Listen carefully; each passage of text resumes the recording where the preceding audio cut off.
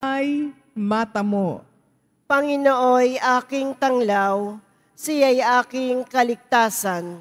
Ako'y nananalig na bago mamatay, masasaksihan ko ang iyong kabutihan na igagawad mo sa mga hinirang. Sa Panginoong Diyos, tayo'y magtiwala, ating patatagin ang paniniwala. Tayo ay umasa sa Kaniyang kalinga. Panginooy aking tanglaw, siya'y aking kaligtasan. Magsitayo na po ang lahat.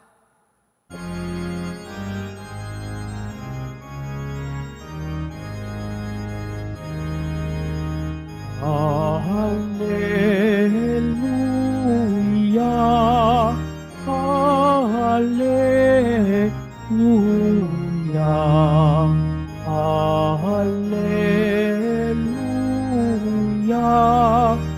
Hallelujah.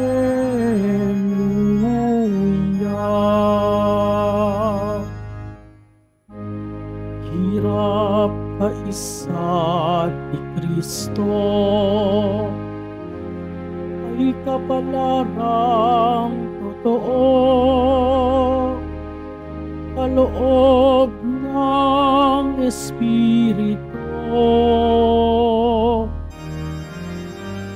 Hallelujah, Hallelujah, Hallelujah, Hallelujah.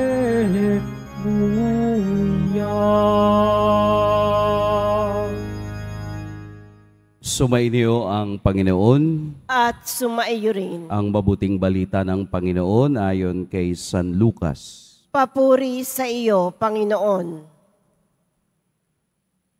Noong panahong iyon, sumama kay Jesus ang napakaraming tao. Humarap siya sa kanila at kaniyang sinabi, "Hindi maaaring maging alagad ko ang sinumang umiibig sa kaniyang ama at ina, asawa at mga anak, mga kapatid at maging sa sarili niyang buhay ng higit sa akin. Ang sinumang hindi magpasan ng sariling krus at sumunod sa akin ay hindi maaaring maging alagad ko. Kung ang isa sa inyo'y nagbabalak magtayo ng tore, hindi ba uupo muna siya at tatayahin ang magugugol para malaman kung may sapat siyang salaping maipagpapatapos niyon? Baka mailagay ang mga pundasyon ngunit hindi naman maipatapos. Siya'y kukutyain ang lahat ng makakikita nito. Sasabihin nila, nagsimulang magtayo ang taong ito, pero hindi na ipatapos. O sinong hari na makikipagdigma sa kapwa-hari nang hindi muna uupo at pag-aaralang mabuti kung ang 10,000 niyang kawal ay may sasagupa sa kalaban na may 20,000 tauhan? At kung hindi niya kaya, malayo pa ang kalaban ay magsusugo na siya ng kinatawan upang makipagkasundo. Gayon din naman, hindi maaaring maging alagad ko ang sinuman kung hindi niya tatalikdan ang lahat sa kaniyang buhay." Mga kapatid, ang mabuting balita ng Panginoon. Pinupuri ka namin, Panginoong Hesukristo. Magsiupo muna po ang lahat. Magandang umaga po sa lahat. Malalim ang sinasabi ng Ebanghelyo ngayon. Hindi pwedeng maging alagad ko ang umiibig sa kaniyang ama at ina, asawa, kapatid, o ang kaniyang mga ari-arian ng higit sa akin. Sa Ingles, maririnig natin yung salitang hate o galit. Ang salitang ito ay hindi siya yung galit na alam natin. Kung hindi ito ay hate leading to love. Okay? Ito po ay yung pagkagalit sa isang bagay na nagbubunsod upang mahalin mo ang isa. Halimbawa po ay kasalanan. Lahat tayo dapat galit sa kasalanan. Sino ba ang nagmamahal sa kasalanan? Yung taong ayaw kilalanin ng Diyos. Pero sa taong kumikilala sa Diyos at sumusunod sa Diyos, nagagalit siya sa kasalanan dahil palagi siyang binibigyan ito ng rason na lumayo sa Diyos. Sa Ebanghelyo ngayon, ito ay tinatawag na cause of discipleship. Ang halaga ng pagsunod sa Diyos ay ang pagkagalit sa mga bagay na naghihiwalay o naglalayo ng ating pag-ibig sa Kanya. Kaya nga gumamit pa si Jesus ng halimbawa. Ang taong sumusunod sa Kanya ay may tinatawag na introspection. Tinitingnan niya yung mangyayari sa mga susunod na panahon dahil ang pagsunod sa Diyos is a lifetime commitment. Kaya nga tayo bininiyagan sa pangalan ng Diyos dahil nagpasailalim tayo sa Kaniyang kapangyarihan at tayo ay magiging Kaniyang alagad hanggang sa dulo ng buhay. Kaya hindi tayo pwede na paiba-iba ng commitment sa Diyos dahil hindi tayo mapapabilang sa Kaniyang kaharian. Hindi maaaring maging alagad ko sinuman kung hindi niya tatalikdan ang lahat sa Kaniyang buhay. Malalim po ito. Mabigat ito na hamon ng Diyos sa atin. Pero dahil tayong lahat ay tinawag sa paglilingkod, lahat tayo'y tinawag na sumunod sa Kaniya, ang buhay na ibinigay ng Diyos ay aking pagtatagumpayan at palagi kong titingnan na ako'y inilagay ng Diyos sa isang bagay na kaya kong gawin. Katulad ng halimbawang Kaniyang ibinigay. Kung isaw ay ikang arkitekto o magpapatayo ng bahay, susumahin mo ang lahat upang matapos mo ang iyong gagawin. Kung ikaw ay isang leader ng isang hukbo, tatantyahin mo ang mga bagay na hindi mo nakikita upang maging matagumpay ka sa pakikidigma. Ito ay halimbawa na tayo ay dapat maging bukas sa mga possibilities ng buhay. Mag-aasawa ka, hindi ka lang basta tatalon sa pag-aasawa. Tatantyahin mo kung kakayanin mo hanggang sa dulo na panindigan ang pagiging isang may asawa. Hindi nang iiwan sa gitna ng pagsubok sa buhay. Kung ikaw ay isang manggagawa, tatantyahin mo kung makabubuhay ba ang mga bagay na iyong natatanggap. Kung ito ay hindi makabubuhay, ito'y aayusin mo at aalisin mo ang mga bagay na hindi tama sa iyong pag-iral. Ibig sabihin, binibigyan tayo ng kaisipan ng Diyos, ng talino ng Diyos upang makita ang kinabukasan at upang makita ang iyong dulo ng paglalakbay. Sa mga Pilipino kasi, lagi nating sinasabi, bahala na ang Diyos. Tama po iyon. Kasi tayo ay tumitingin sa kapangyarihan at pangangalaga ng Diyos.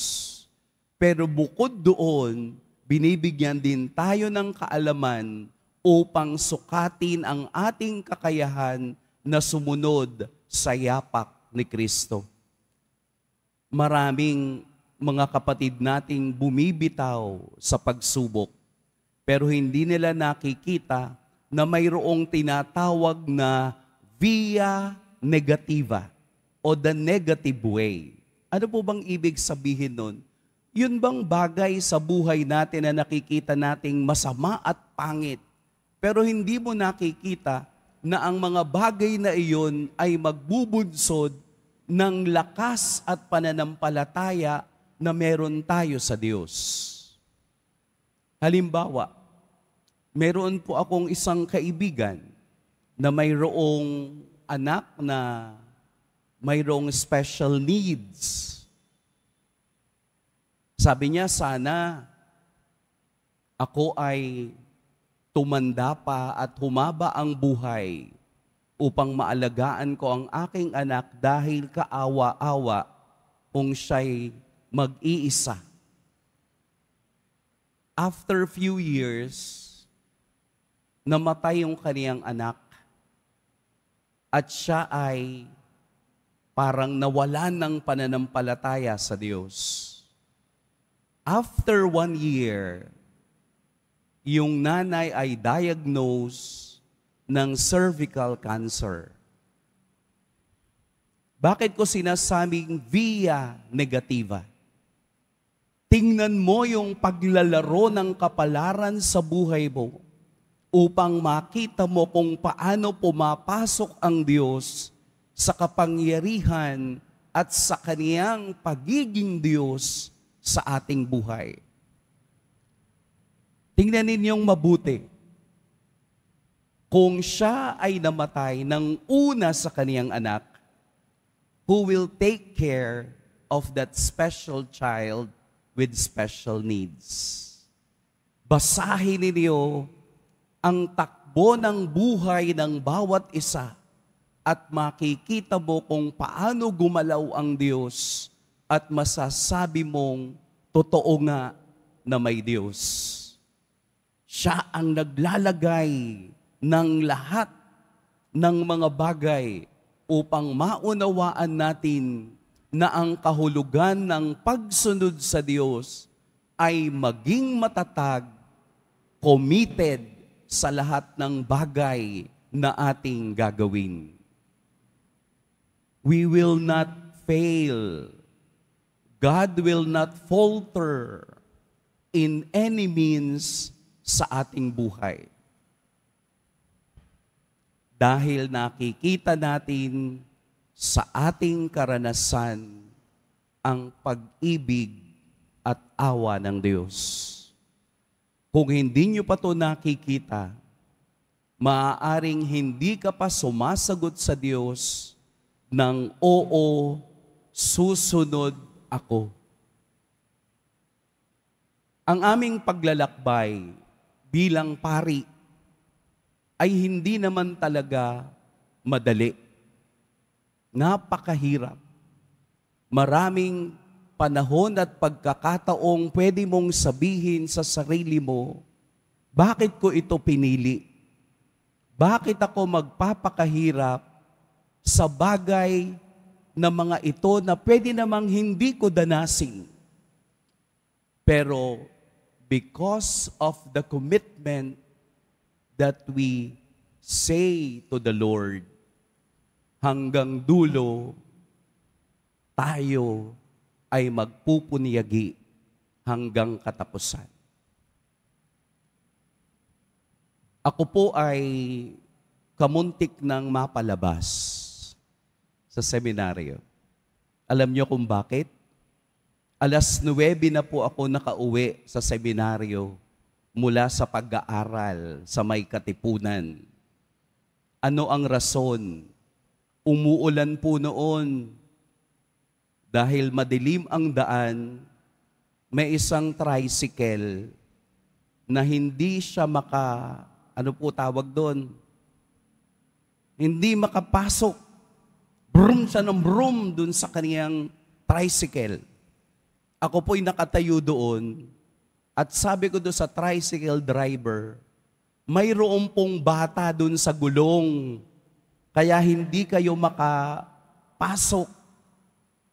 Hindi nalalaman ng tricycle driver. So tinawag ko at kailangan naming dalhin sa ospital yung bata dahil sugatan na at wala nang malay. Ang tricycle driver, walang pera. Kay tricycle driver lang. Kalalabas lang daw niya. Sabi ko, sige, ako nang bahala. Ang mahalaga ay madala natin sa ospital yung bata. Dinala namin sa ospital ang bata. Kumuha ko ng pulis para investigahan yung nangyari. Alam niyong alas 9 na ako nakauwi. Ang sabi nung rector namin, saan ka naman gumala? Gala agad, Father. So sabi ko, yun na yung insidente. Pero sabi niya, parang walang pag-unawa. No? Parang ayaw maniwala sa aking istorya. Siguro nga dahil hindi ako kapanipaniwala. Kinabukasan may dumating na pulis at ako'y hinahanap. Kaya akala niya ako ay na-involve sa isang skandalo o problema na kailangan ng pulis. So from the mouth ng pulis, doon niya naunawaan yung pangyayari. Sabi niya sa akin, bakit hindi mo sinabi agad? Sabi nung rector, bakit hindi mo sinabi agad? Sabi ko, nagtanong po ba kayo, Father? Hindi ba ginudge mo lang ako agad-agad dahil ito ang mindset na meron ka? Di ba ganun naman tayo? Pag may problema agad, we tend to judge ang Diyos. Bakit ako? Marami namang iba. Bakit sa amin may namatay? Bakit sa amin may binaha? Bakit sa amin may nasunog? We use the negative way to understand the message of God in our daily lives. Wala kang pera ngayon, magpasalamat ka. Dahil kung may pera ka ngayon, baka ikaw yung nadukutan. Tingnan nyo mabuti yung wallet ninyo, ha? Hindi ba? Bakit ka inuubo ngayon? Tingnan mong mabuti. Kasi baka yung iba may cancer, ikaw ubo pa lang. May pamamaraan ng Diyos upang sabihin ang kaniyang mensahe sa lahat. May pamamaraan ng Diyos upang tayo ay tanungin kung hanggang saan ang kaya mong ibigay ng pagsunod sa Kanya. Let us commit ourselves today. Ibigay natin ang tunay na paglilingkod sa Diyos sa pagsunod sa Kaniyang salita upang maunawaan natin ang halaga ng Kaniyang biyaya. Mag-iingat po kayo ngayong araw. Pagpalain tayo ng poong may kapal. Magsitayo na po ang lahat.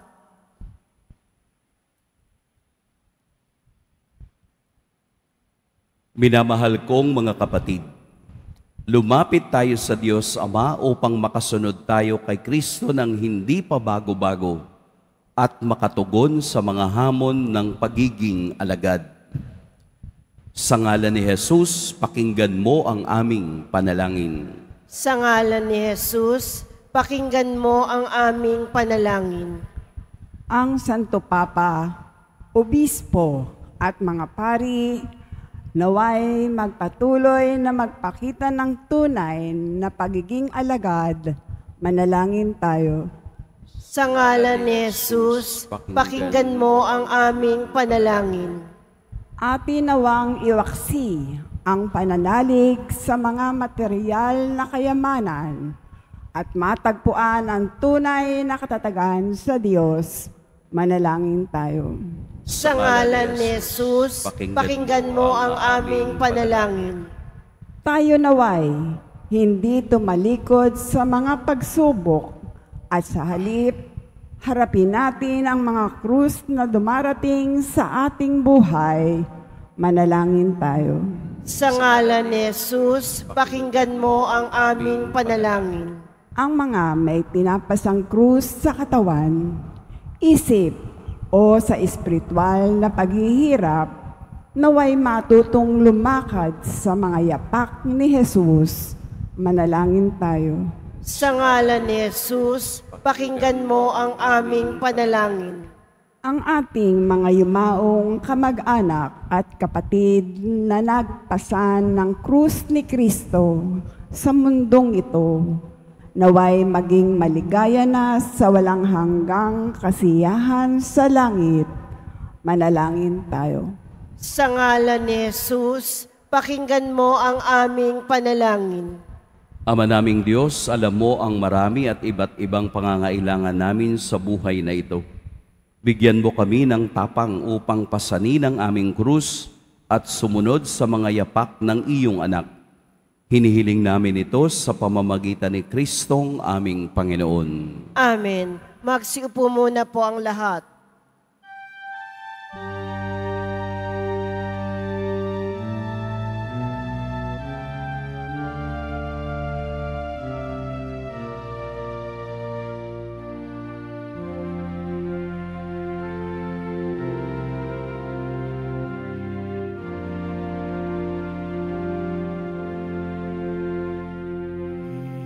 Itong tinapay at alak na mula sa'yo, muling ihain sa kabutihan mo. Kunin at tanggapin alay sa'yo, pasasalamat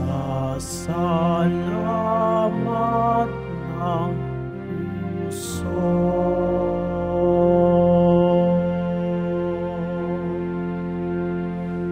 Magsitayo na po ang lahat.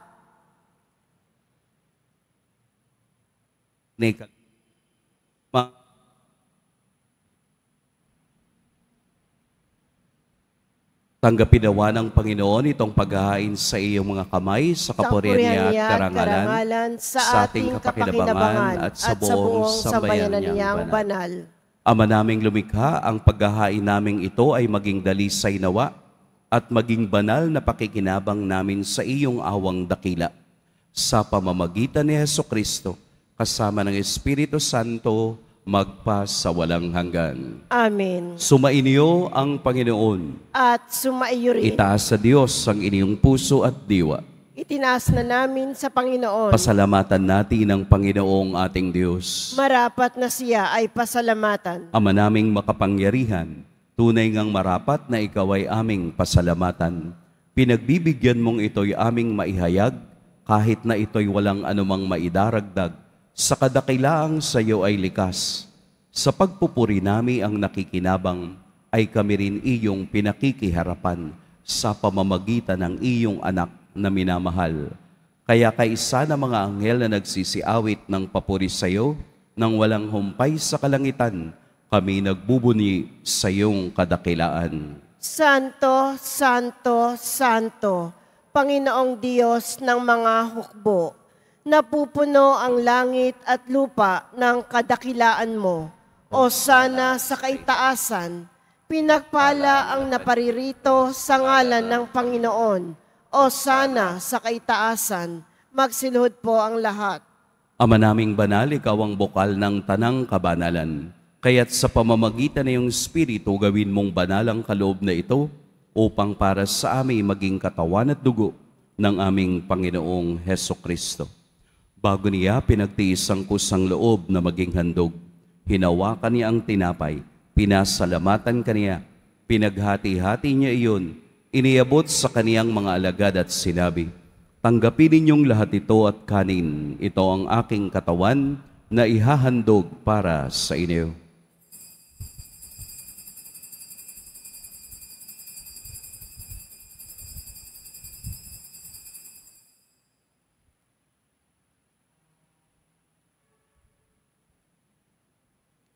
Gayun din naman, noong matapos ang hapunan, hinawakan niya ang kalis, muli kaniyang pinasalamatan, inabot niya ang kalis sa kaniyang mga alagad at sinabi, "Tanggapin ninyong lahat ito at inumin, ito ang kalis ng aking dugo, ng bago at walang hanggang tipan, ang aking dugo na ibubuhos para sa inyo at para sa lahat, sa kapatawad ng mga kasalanan. Gawin ninyo ito sa pag-alala sa akin."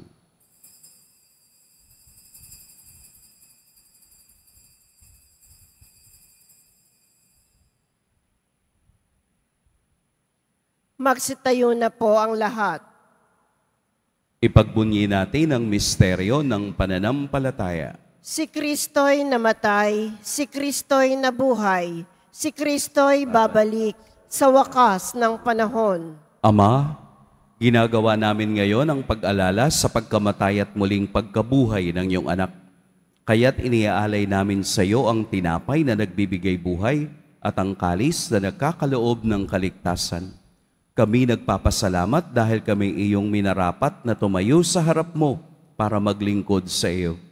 Isinasamo namin kaming magsasalo-salo sa katawan at dugo ni Kristo ay mabuklod sa pagkakaisa sa pamamagitan ng Espiritu Santo. Ama, lingapin mo ang iyong simbahang laganap sa buong daigdig.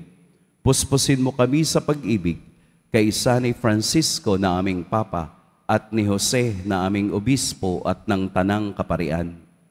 Alalahanin mo rin ang mga kapatid naming nahimlay nang may pag-asang sila'y muling mabubuhay, gayon din ang lahat ng mga pumanaw.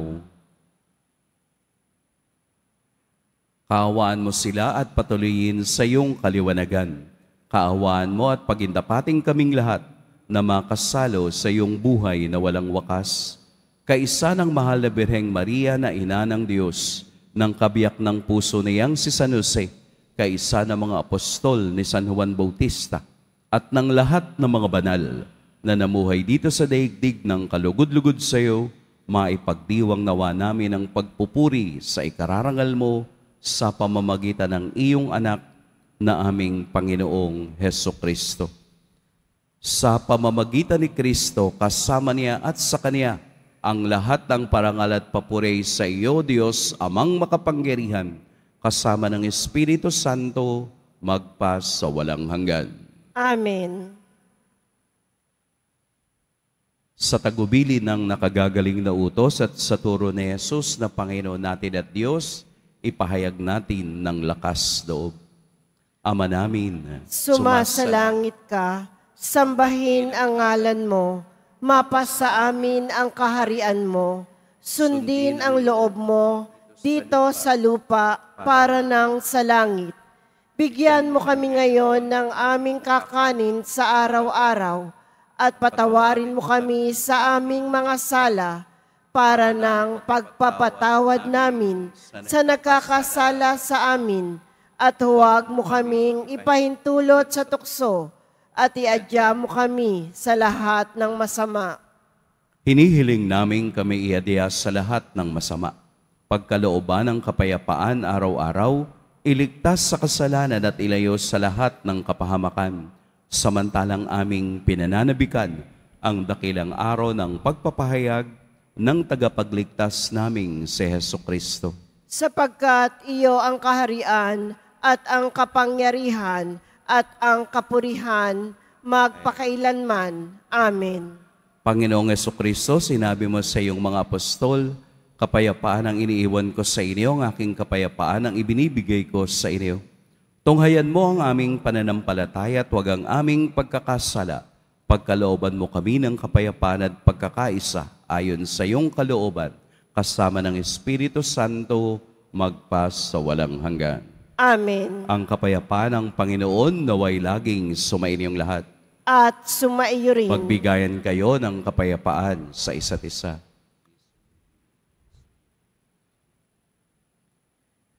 Kordero ng Diyos na nag-aalis ng mga kasalanan ng sanlibutan, maawa ka sa amin.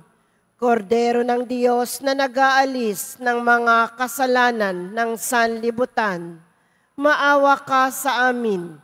Kordero ng Diyos na nag-aalis ng mga kasalanan ng sanlibutan, ipagkaloob mo sa amin ang kapayapaan. Magsiluhod po ang lahat.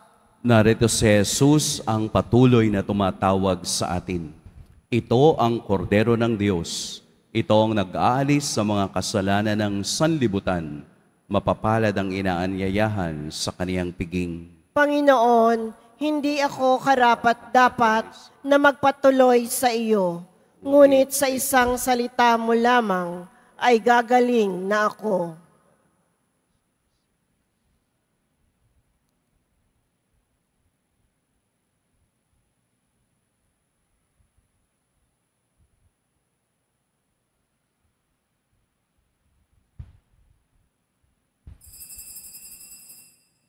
Para sa lahat ng tatanggap ng banal na komunyon, sasagot po tayo ng amen pagkasabi ng pari o ng lay minister ng katawan ni Kristo at isubo agad sa bibig bago umalis sa harapan ng pari o lay minister. Sumunod po tayo.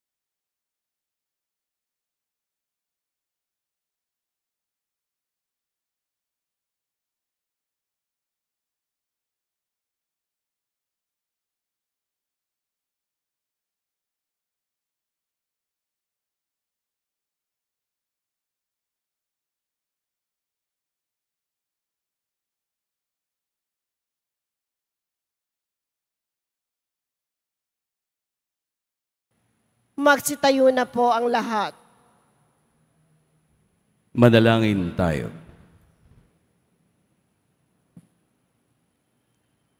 Ama naming mapagmahal, magkaroon nawa ng karagdagang bunga ang iyong ginagampanan sa aming banal na pakikinabang upang sa aming pagsasalo maging handa kaming tumanggap sa katuparan ng pangako mo sa pamamagitan ni Hesukristo kasama ng Espiritu Santo magpa sa walang hanggan. Amen. Mga kapatid, ating ipagdasal ang ating mga minamahal na yumao at ang lahat ng mga kaluluwa sa purgatorio. Panginoon naming Diyos, Ama namin, Ikaw po ang dahilan ng aming pagsilang. Sa iyo galing ang aming hiram na buhay. Buong kababaang loob po kaming nananalangin at kami nagmamakaawang kalugdan mo po ang mga kaluluwa na mga pumanaw na sa mundong ito. Sila naway magkamit ng buhay sa iyong piling. Alisin mo ang anumang mga karumihan ng kasalanan upang sila ay maging marapat sa iyong walang hanggang kalinisan. Iahon mo sila mula sa purgatorio at bigyan ng puwang sa iyong kaharian sa langit. Kapayapaan kailanman ang igawad ng may kapal sa mga yumaong nagsipanaw. Sila naway silayan ng iyong ilaw na walang hanggan. Amen. Mapanatag nawa sila sa kapayapaan. Amen.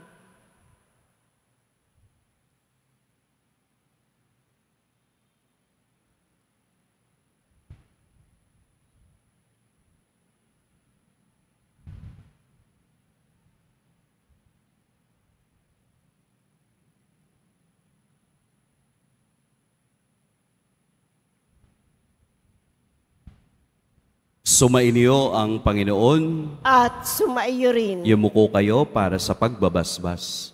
Mahal na Poong Jesus Nazareno, inihayag mo sa pamamagitan ng krus ang walang maliw na pag-ibig ng Diyos sa sangkatauhan. Pakinggan mo po ang kahilingan at dalangin ng iyong angkan na nagsusumamo sa iyo. Makamtan nawa nilang iyong katugunan at tanggapin ang kasagutan na may utang na loob na tinatanaw. Basbasan din po ninyo ang mga daladala nilang mga imahen at dasalan. Sa pamamagitan ng bendisyon na ito, naway maalala nila ang mga pangako nila noon sa binyag, na ikaw ang kanilang iibigin at paglilingkuran bilang Panginoon magpas sa walang hanggan. Amen. At pagpalain kayo ng makapangyarihan at mapagmahal na Diyos, ang Ama at Anak at Espiritu Santo. Amen. Humayo kayong taglayang kapayapaan ng Poong Jesus Nazareno. Salamat sa Diyos.